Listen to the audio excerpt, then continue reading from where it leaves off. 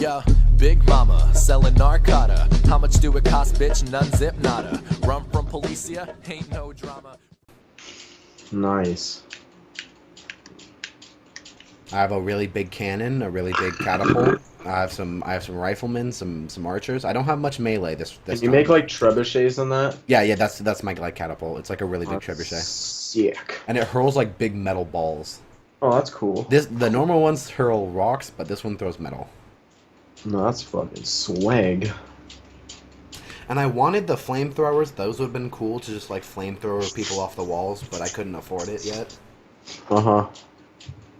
Like I want an entire army of flamethrowers, so like when the people, like the enemy come, they're getting gunned down all the way to the front line, and they get to the front line and they just get fucking flamethrowered. It's like the giant spiders just like lit on fire and then they die. Nice.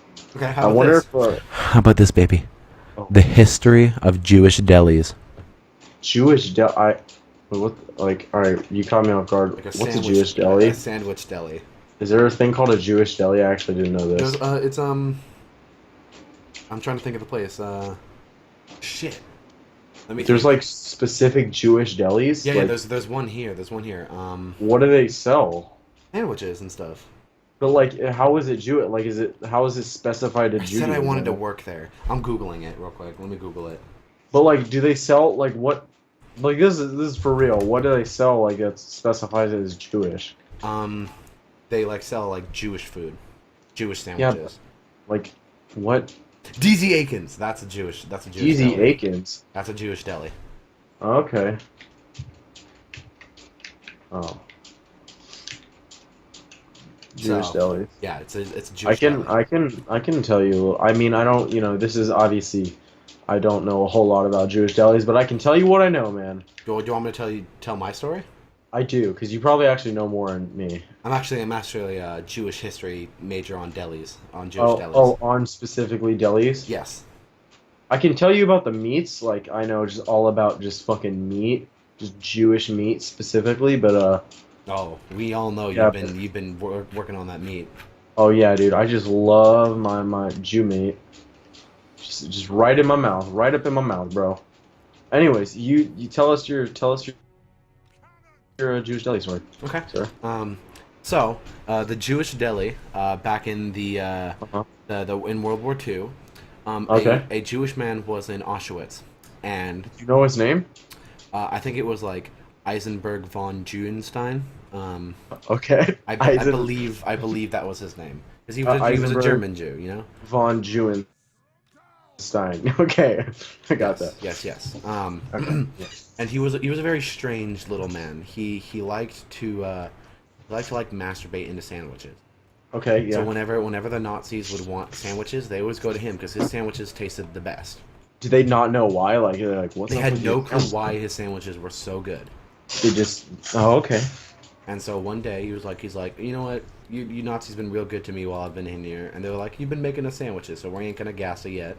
And Oh, that's so sweet of them Nazis.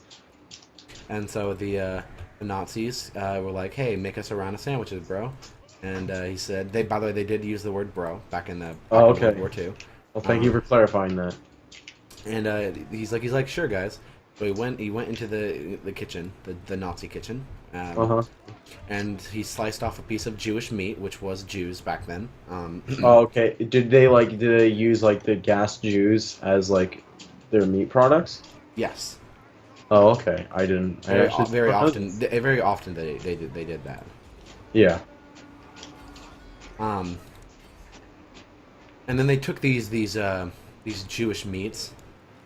And he put it in the sandwich. He laid it down real nice, but then it was weird because he didn't lay down his semen first.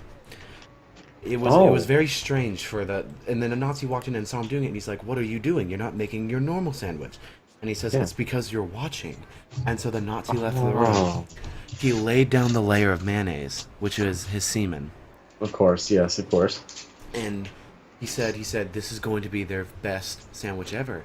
It's going to be a sandwich to die for. Oh, I see where this is going.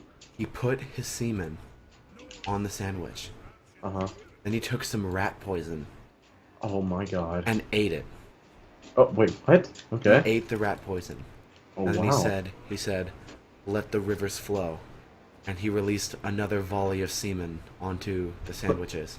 I like your description. The volley of semen. He then put the lettuce, tomatoes, the normal stuff you put on sandwiches, and he put the Of little pigs course. through the top. He brought the Oh. sandwiches out to the Nazis, and it Uh-huh. turns out that Hitler heard about his delicious sandwiches. Oh my god. So Hitler came to eat his sandwiches. Oh my god. Uh-huh. Wait, is that how Hitler got poisoned? Hitler didn't kill himself. The Jewish deli owner did. Oh my god. This is some fucking groundbreaking stuff, Nathaniel.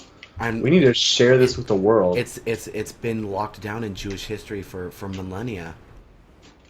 That's kind of weird because the World War II was not that long ago. But that's crazy. That's insane. It's wow. You know, bravo, man. That was some crazy shit. You taught me something new today, man, and I appreciate it. You know what? You're welcome. Thank you. Well, I'm basically going to continue this until I beat this mission, or if I Oh, lose to okay. this mission. So. I'm not getting off right now because I'm too engaged in this fucking queerbait McGee right now. Anyways, I'm marching forward my you know, dwarf armies. I'm really enjoying our story time together, man. This is some interesting shit, and all these just true fact. I love your super true, real story that you just told me, dude. It's just, Dude, you know what? I appreciated your stories as well. thank you, thank you. It means a lot to me, man. Is there anything else you'd like to know? I would kind of like to know about necrophilia.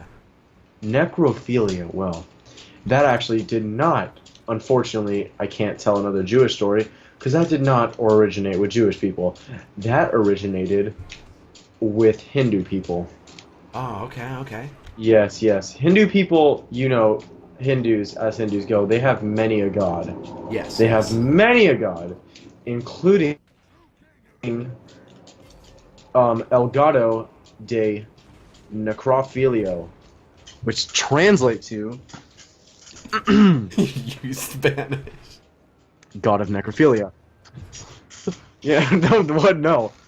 That was Hindu. That was Hinduism, which is the Hindu language. So, El Gato de Necrophilia, which is actually how you say it in Hinduism, he would go, because Hindu gods are real, he would go from bedroom to bedroom to bedroom, right? And he would kill sick Hinduism children in their sleep, right?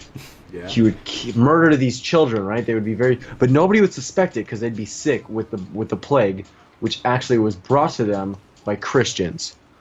No, it's always the Christians. Yeah, dude, always the Christians. Anyways, so the Christians brought these Hinduism people this terrible plague, and the god de Necrophilio, El Gato de Necrophilio, he would come and he would kill these innocent children. It was just a heartbreaking thing.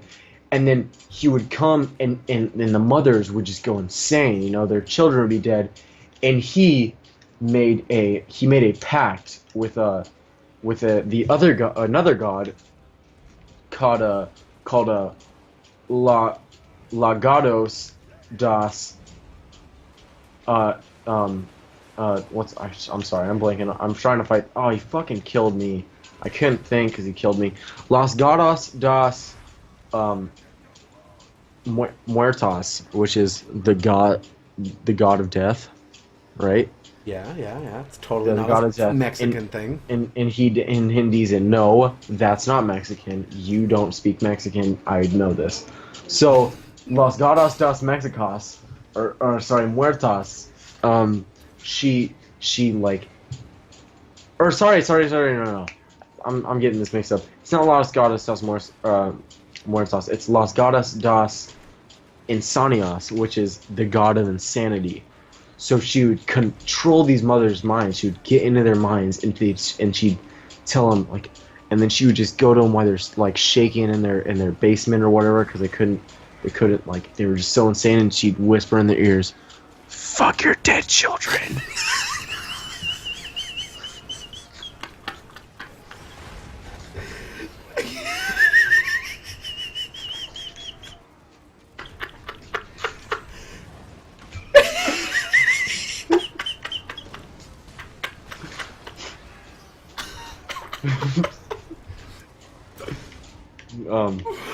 What? Anyway, yes, this is all true. So, Las Gatas das Necrophilias would say, fuck your dead children to these mothers, and these mothers, of course, would fuck their dead children. Because they were already insane, and she was just making them more insane. And so, and the Gatas das Mexic, the Insanias, she would say that, and she would tell the mothers that if they did that, their children would come to life. Of course, we know now that that is a lie. But, Yeah. so she would do this, and the mothers would just rail the fuck out of their children, dude, just in hopes that one day they would come back to life. And I'm talking, like, when I say, like, rail the fuck, I mean, like for, like, 3 years, once a day, every day, just go to fucking Pound Town, all right? on their dead 5-year-old child. So, of course, this was frowned upon in society, but these mothers, you know, they didn't care, because they were hoping their children would come back to life. Yeah, yeah. But you know, it just was hectic, and that is why. So you know, it got frowned upon, and then it created wars, and it created genocide of mothers who fucked their children. So like every they would just start going from Hindu towns to Hindu towns, and they would just kill every single woman between the age of like 9, because that was the acceptable age to be a mother back in the time. 9 and like 97, right? Basically almost every woman. So 9 and 97, they're just slaughtering these people, and this got around the world. But you know, there's creepy fucking people around the world. So the like Hindu enthusiasts from other countries would try the same thing, where they would just murder their children, and they would fuck their dead bodies. Which you know eventually evolved into necrophilia, which is not only children now, but mainly adults. But you know, whatever. You get the point. But that is the origin of